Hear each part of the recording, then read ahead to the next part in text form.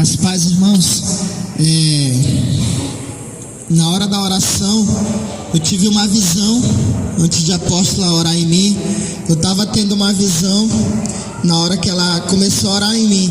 E nessa visão, irmãos, eu via um leão no meio da igreja. Ele ficava passeando, ele ficava de longe me observando.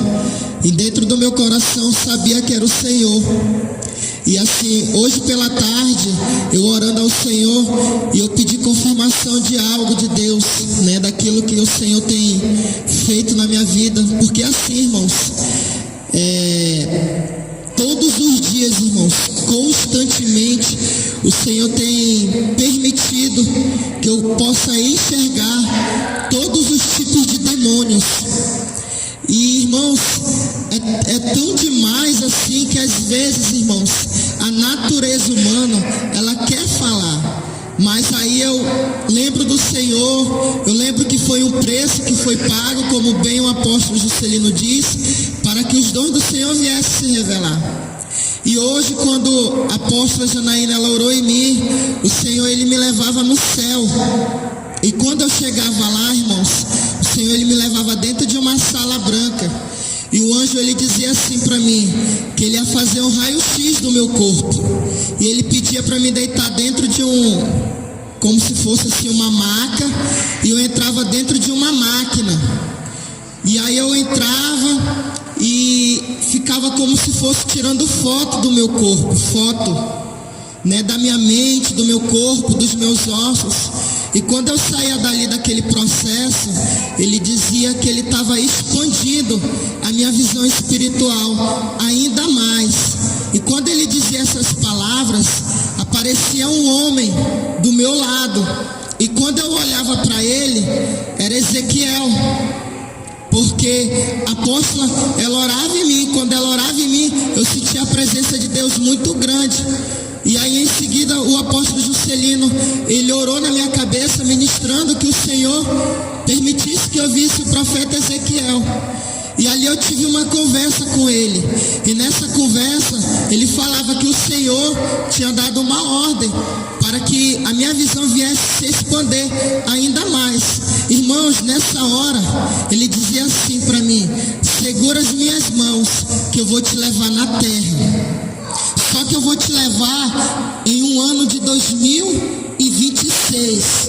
Ele falava bem assim para mim. E a gente descia na terra e ele dizia assim para mim: nesse ano é um dos piores anos. E aí eu via as pessoas muito violentas na terra. E ele dizia assim para mim: prega a palavra do Senhor. E eu começava a andar no meio das pessoas pregando a palavra. Uma palavra de amor, porém uma palavra dura.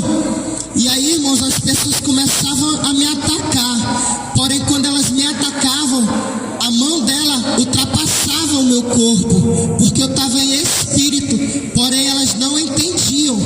Nessa hora que elas começavam a me atacar, irmãos, eu percebia que começava a sair sangue da narina de cada pessoa. Aí o Senhor dizia bem assim, que essa época de 2026 é uma época onde ia vir várias enfermidades. E aí, irmãos, o Senhor, ele me dava uma palavra sobre enfermidade. O Senhor dizia assim para mim: você pensa que é só isso que tem acontecido no mundo? Ainda não. Aí ele dizia assim: aquilo que eu revelei para o meu servo é tudo verdade. Ele dizia bem assim. Aí eu dizia: quem, Senhor? Aí o Senhor dizia assim: o meu filho Humberto. Aí o Senhor dizia bem assim: porém, o pior ainda está à porta. E o Senhor dizia bem assim: é verdade que a minha igreja não vai passar a pior perseguição, porém ela ainda vai ser provada. Aí o Senhor me fazia ver pessoas com grandes enfermidades. Eu não chegava a perguntar do Senhor se era consequência do Covid, mas eu via pessoas com câncer, com grandes lepras. E aí, irmãos, de repente, o Senhor, ele me dava uma palavra. para o apóstolo Juscelino, e ele dizia assim: diga para o meu servo que a próxima campanha eu vou confirmar com ele aquilo que eu vou falar agora para você. Vai ser a segunda parte, a próxima campanha vai ser a segunda parte da campanha de aquebrantamento. Aí ele dizia bem assim: diga para os meus servos que nessa madrugada eu estou derramando um dom de maravilhas no meio deles. Aí o Senhor disse assim: observa. Aí o Senhor me fazia ver eles dois orando em algumas pessoas de dentro dessa igreja. Aí o Senhor me fazia ver pessoas que têm HIV, que eles estavam orando e essas pessoas eram curadas. Aí o Senhor dizia assim: que essas pessoas têm que vir aqui para dentro, porém não tem que vir porque quer a cura, mas tem que vir porque entendeu que precisa do dono do milagre. O Senhor dizia isso para mim. Aí eu via os apóstolos estendendo as mãos na vida de um homem que ele tem HIV. O Senhor disse que esse homem ele tem HIV. E quando eles estendiam a mão, eu enxergava o Espírito Santo entrando na vida dessa pessoa e curando ela, e curando ele. Aí vinha uma mulher e dizia assim: eu quero ser curado.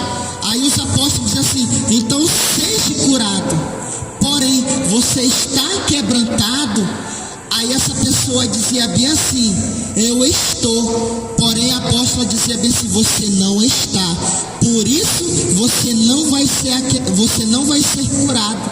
Aí eu entendia, irmãos, que nessa próxima campanha o Senhor dizia bem assim: vai ser uma campanha diferente, apóstolo. Porém vai ser de aquebrantamento, porém diferente.